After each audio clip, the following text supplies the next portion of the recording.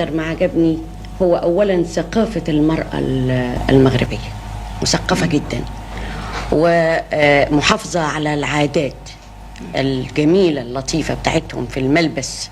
أول حفلة لبست القفطان بتاعهم ده وغنيت بيه وعجبني جدا. هي كانت مفاجأة لينا واحنا نازلين من المطار، جينا نتفرج على الحفلة نشوفها لأن حضرتك لابسة القفطان.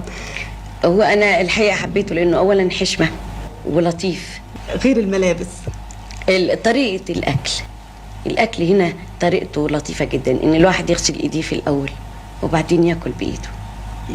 حاجة لطيفة قوي، وإنما ما يتعداش الأكل ال3 صوابع. يعني مثلا حاجة زينة يعني حلوة يقول لك عليها مزيان وبعدين يقول لك كثير يعني بالزاف لا بأس، يعني إن شاء الله تكون بخير. يعني ما هو لا بأس، يعني برضه لا بأس عليك، يعني برضه بالعربي الفصيح. زفة العروسة إيه هنا؟ اللهم صل عليك يا محمد. يا سلام. حاجات لطيفة جدا من أروع ما يكون.